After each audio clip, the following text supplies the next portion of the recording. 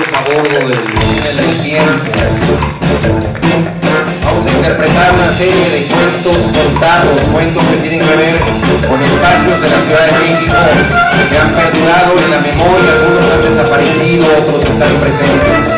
La música de rock surge de una pequeña comunidad de personas que existe durante un tiempo, crea afinidades, goza y vive con enorme intensidad y luego desaparece, pero queda la música, porque Luis Borges dijo: la música, misteriosa forma del tiempo.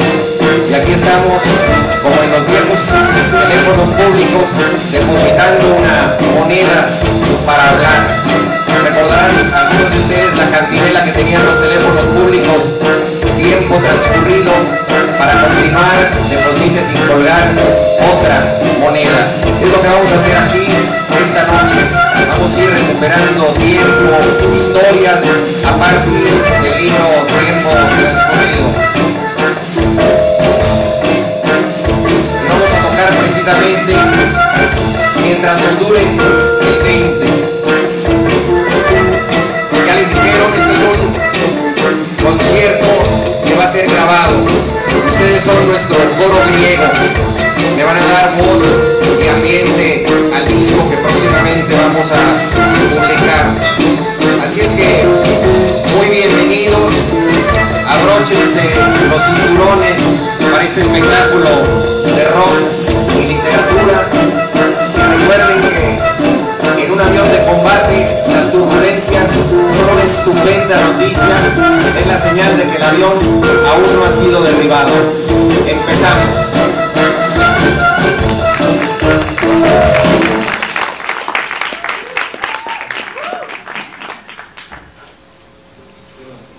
Vamos a comenzar con Madonna de Guadalupe, una historia que ocurre en la zona conurbada de la Ciudad de México, en la colonia, bueno, no sé cuál colonia exactamente, pero es en Ciudad Satélite, ese purgatorio con discotecas.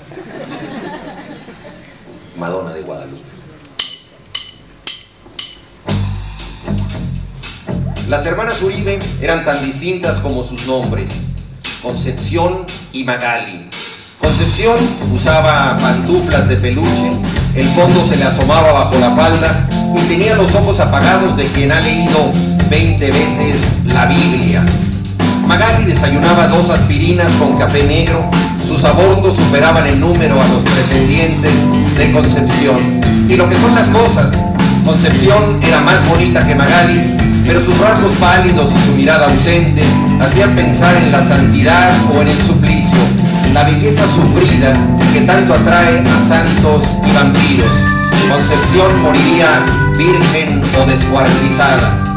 En contraste con el semblante evaporado de su hermana, Magali tenía una sangre bulliciosa, un cuerpo que era un techado de redondeces, un pequeño lunar sobre la boca y el labio superior ligeramente alzado, como si estuviera besando una burbuja.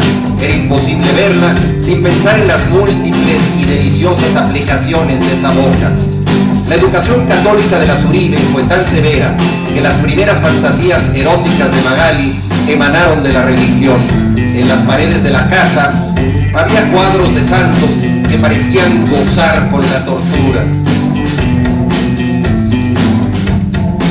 Ojos pulidos por el placer del sufrimiento, éxtasis, raptos místicos, agonías, dicha, transfiguraciones, gestos de quienes están a unos latidos de la muerte o el orgasmo.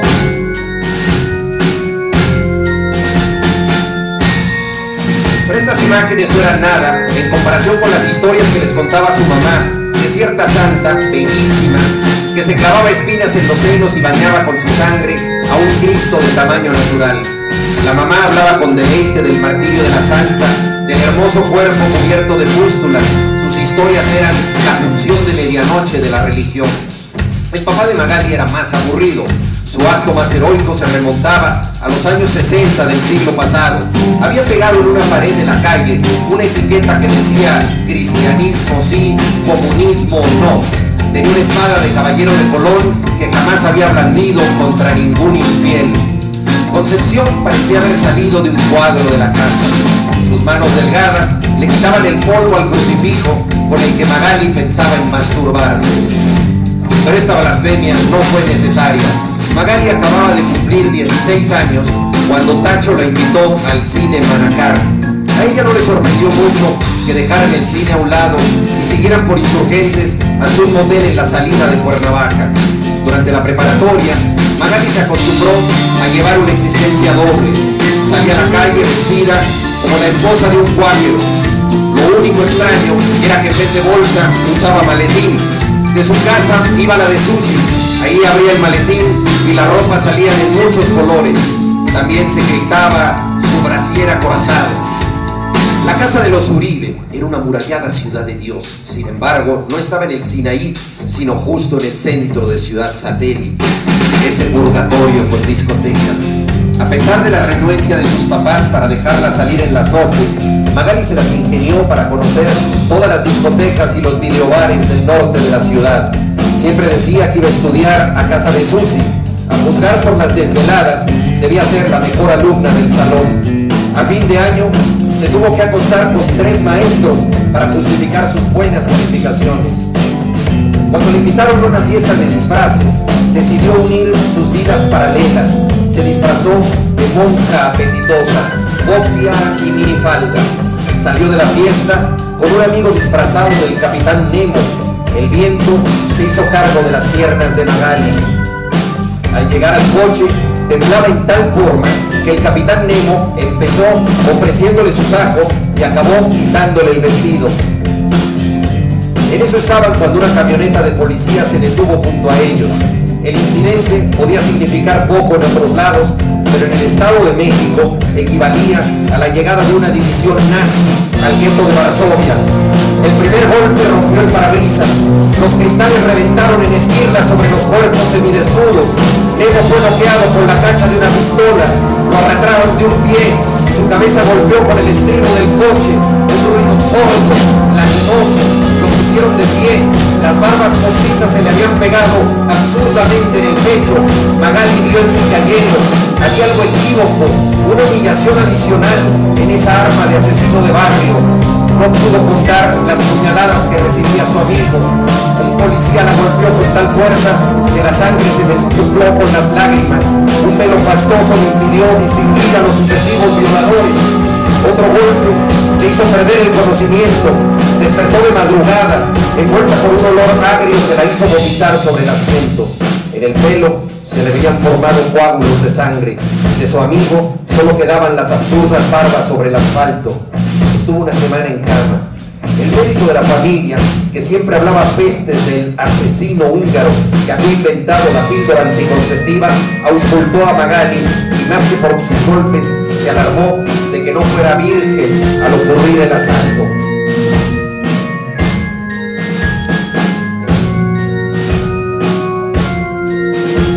Los papás cancelaron cualquier tentativa de hacer una denuncia.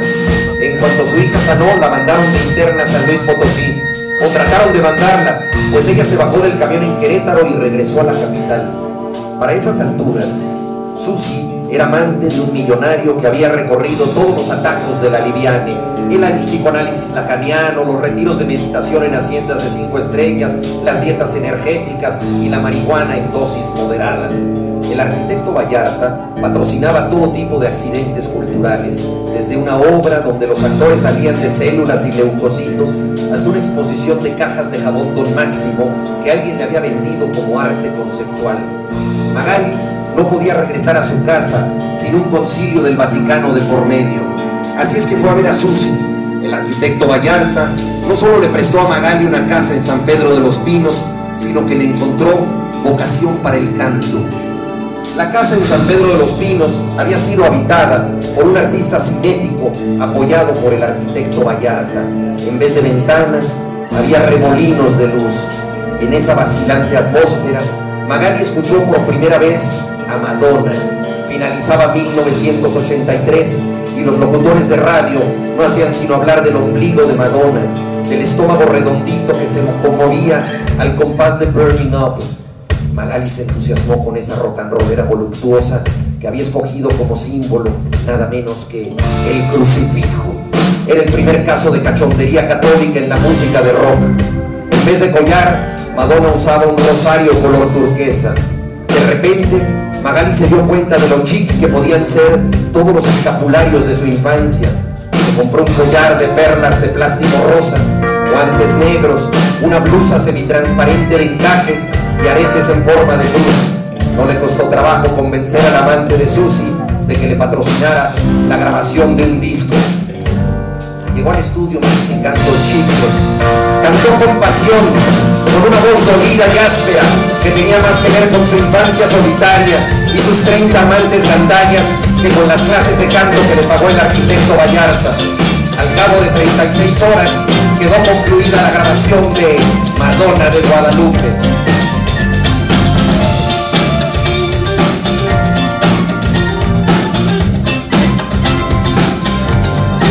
Gracias a sus conocimientos de religión, Magali pudo escribir letras de una mocha sensualidad. Se tiñó el pelo de color incierto, como champaña con granadina, y contrató a los 4 músicos más parecidos a Juan Diego. Aunque las estaciones de radio se negaron a transmitir su espasmódica voz guadalupana, Magali pronto tuvo un extenso séquito de admiradores. La gente llegaba a sus conciertos con crucifijos de todos tamaños. Al promediar la función, los 4 músicos se arrodillaban y acariciaban a la seductora Madonna de Guadalupe. Al fondo del escenario había una gigantesca cruz de neón. Magali se despedía arrojando hostias multicolores sobre sus pieles.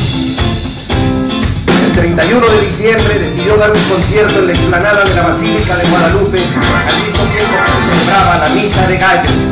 Sus senos sin brasier se balancearon frente a 3.000 fanáticos. Magali había sido elogiada por todas las publicaciones de izquierda y por algunos teólogos de la liberación, pero también había recibido amenazas dignas del Santo Oficio. El concierto tenía el atractivo de la incertidumbre, de la catástrofe a punto de ocurrir.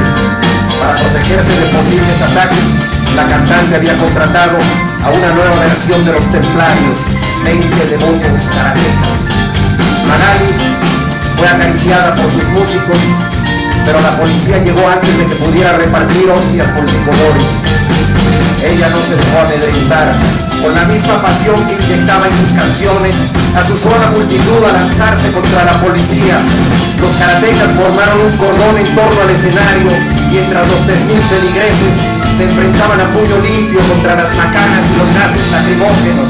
Después de 2 horas de encarnizada trifulca, la policía quedó reducida a un montón de bultos y gorras azules.